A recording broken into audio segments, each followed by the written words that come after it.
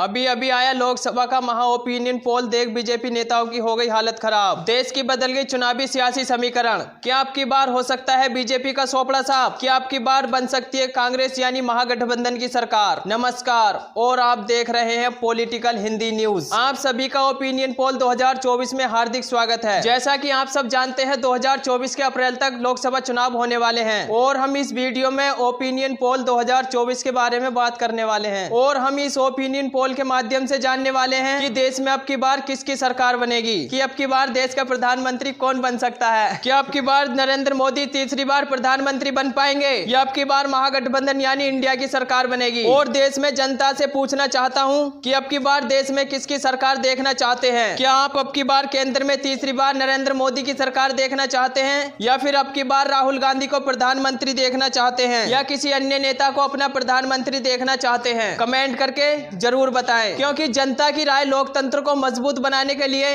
महत्वपूर्ण होती है, इसीलिए अपनी राय अवश्य दें। चलिए शुरू करते हैं और देखते हैं सबसे पहला राज्य।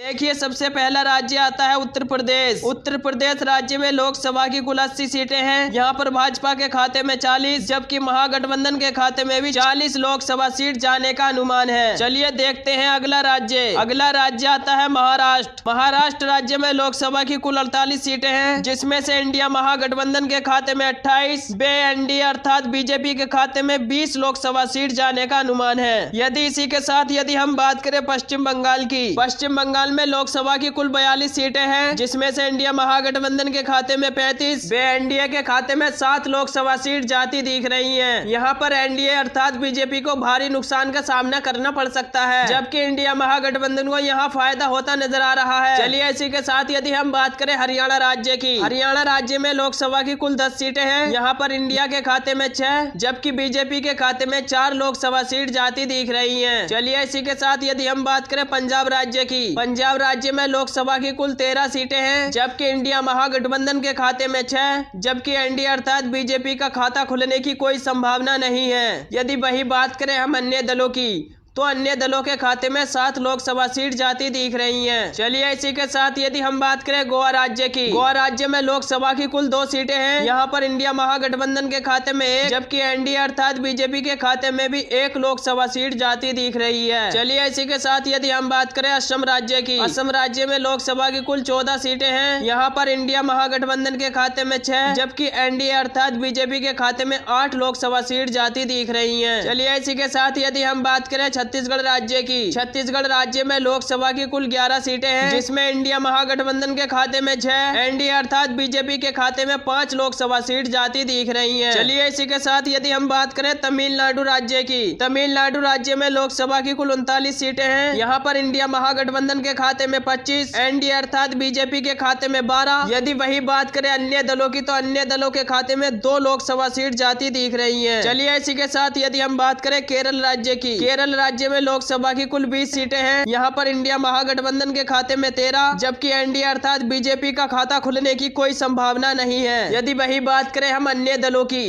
तो अन्य दलों के खाते में 7 लोकसभा सीट जाती दिख रही हैं। यदि इसी के साथ यदि हम बात करें तेलंगाना राज्य की, तेलंगाना राज्य में लोकसभा की कुल 17 सीटें हैं। यहाँ पर इंडिया महागठबंधन के खाते में 12 एनडीए अर्थात बीजेपी के खाते में 5 लोकसभा सीट जाती दिख रही हैं। यहाँ पर बीजेपी को थोड़े से नुकसान का सामना करना पड़ सकता है, जबकि महागठबंधन को यहाँ फायदा होता नजर आ रहा है। चलिए इसी के साथ यदि हम बात करें मणिपुर राज्य की, मणिपुर राज्य में लोकसभा की कुल 2 सीटें हैं, जबकि मणिपुर की 2 लोकसभा सीट इंडिया महागठबंधन के खाते में जाती दिख रही है। यहाँ पर एनडीए अर्थात बीजेपी का खाता खुलने की कोई संभावना नहीं है। चलिए इसी के साथ यदि हम बात करें मध्य प्रदेश राज्य की, मध्य प्रदेश राज्य में लोकसभा की कुल 29 सीटें हैं। यहाँ पर इंडिया अर्थात महागठबंधन के खाते में 21 एनडीए अर्थात बीजेपी के खाते में 8 लोकसभा सीट जाती दिख रही है। यहाँ पर भी बीजेपी को थोड़े से नुकसान का सामना करना पड़ सकता है, जबकि इंडिया महागठबंधन को यहाँ फायदा होता नजर आ रहा है। चलिए इसी के साथ यदि हम बात करें त्रिपुरा राज्य की। त्रिपुरा राज्य में लोकसभा की कुल 2 सीटें हैं। यहाँ पर इंडिया में भाजपा के बीच बराबर की टक्कर देखने को मिल सकती है, जबकि इंडिया महागठबंधन के खाते में 1, वहीं पर बीजेपी के खाते में भी 1 लोकसभा सीट जाती दिख रही है। इस प्रकार हमने 229 सीटों का सर्वे विस्तार से जाना, जिसमें देखा गया कांग्रेस यानी महागठबंधन के खाते में 198, वे एनडीए अर्थात बीजेपी के खाते में 113, वे अन्य पार्टियों के खाते में 18 लोकसभा सीट जाती दिख रही है। इस प्रकार कांग्रेस अभी तक आगे चल रही है, यानी कि इंडिया महागठबंधन अपनी बढ़त बनाए हुए चल रहा है। चलिए अगला राज्य देखते हैं। अगला राज्य आता है हमारा जम्मू कश्मीर। जम्मू कश्मीर में लोकसभा की कुल 6 सीटें हैं। यहाँ पर इंडिया व बीजेपी के बीच बराबर की टक्कर देखने को मिल सकती है, जबकि इंडिया महागठबंधन के खाते में 3, वे एनडीए अर्थात बीजेपी के खाते में भी 3 लोकसभा सीट जाती दिख रही है। चलिए इसी के साथ यदि हम बात करें मेघालय राज्य की, मेघालय राज्य में लोकसभा की कुल 2 सीटें हैं। यहाँ मेघालय की 2 लोकसभा सीट इंडिया महागठबंधन के खाते में जाती दिख रही है, जबकि एनडीए अर्थात बीजेपी का खाता खुलने की कोई संभावना नहीं है। चलिए इसी के साथ यदि हम बात करें अरुणाचल प्रदेश की, अरुणाचल प्रदेश में लोकसभा की कुल 2 सीटें हैं। यहाँ पर इंडिया व बीजेपी के बीच बराबर की टक्कर देखने को मिल सकती है, जबकि इंडिया महागठबंधन के खाते में 1, एनडीए अर्थात बीजेपी के खाते में भी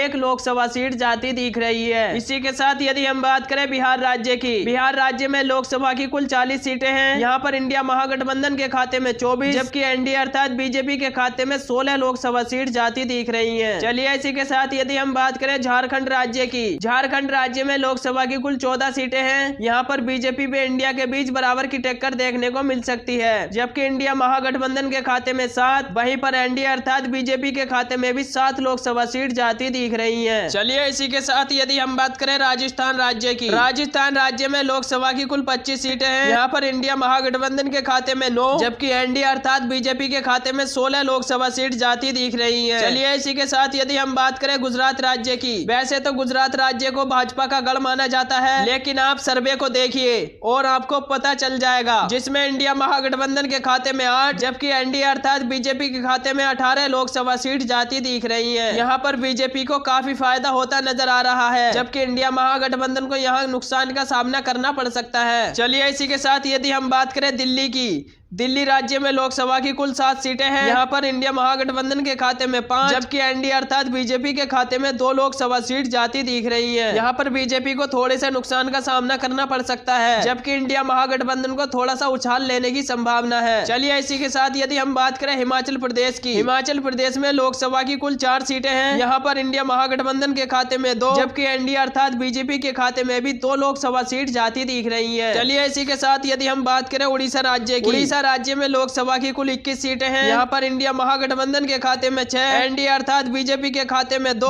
अन्य दलों के खाते में 13 लोकसभा सीट जाती दिख रही है। यहाँ पर इंडिया महागठबंधन ये भाजपा को थोड़े थोड़े नुकसान का सामना करना पड़ सकता है। चलिए इसी के साथ यदि हम बात करें अन्य केंद्र शासित प्रदेशों की, अन्य केंद्र शासित प्रदेश में लोकसभा की कुल 7 सीटें हैं। यहाँ पर इंडिया महागठबंधन के खाते में 4, जबकि एनडीए अर्थात बीजेपी के खाते में 3 लोकसभा सीट जाती दिख रही है। चलिए इसी के साथ यदि हम बात करें आंध्र प्रदेश की, आंध्र प्रदेश में लोकसभा की कुल 25 सीटें हैं। यहाँ पर इंडिया महागठबंधन के खाते में 14, एनडीए अर्थात बीजेपी के खाते में 2, वे अन्य दलों के खाते में 9 लोकसभा सीट जाती दिख रही है। यहाँ पर एनडीए अर्थात बीजेपी को थोड़ा नुकसान करना पड़ सकता है। इस प्रकार हमने 543 सीटों का सर्वे विस्तार से जाना, जिसमें देखा गया कि इंडिया महागठबंधन 283, वे एनडीए अर्थात बीजेपी के खाते में 185, वे अन्य दलों के खाते में 75 लोकसभा सीट जाती दिख रही है। वीडियो के शुरू में बता दिया गया था, किसी भी पार्टी को पूर्ण बहुमत की सरकार बनाने के लिए 272 सीटें जीतने की आवश्यकता होती है, जिसमें से इंडिया महागठबंधन के खाते में 283 लोकसभा सीट जाती है। तो अब की बार इस ओपिनियन पोल के आधार पर हम कह सकते हैं कि देश में इंडिया महागठबंधन अपनी सरकार बनाने जा रहा है। और साथियों, आपको क्या लगता है कि अब की बार देश में किसकी सरकार बनेगी और आप किसकी सरकार बनते देखना चाहते हैं? कमेंट करके जरूर बताएं, क्योंकि जनता की राय लोकतंत्र को मजबूत बनाने के लिए महत्वपूर्ण होती है। यदि आपने चैनल सब्सक्राइब नहीं किया है तो प्लीज चैनल को सब्सक्राइब कर लें, वीडियो को लाइक व बेल आइकन को प्रेस कर दें, ताकि नई नई वीडियो का नोटिफिकेशन मिलता रहे, क्योंकि ज्यादा से ज्यादा हम आपको जानकारी शेयर करते रहें। धन्यवाद।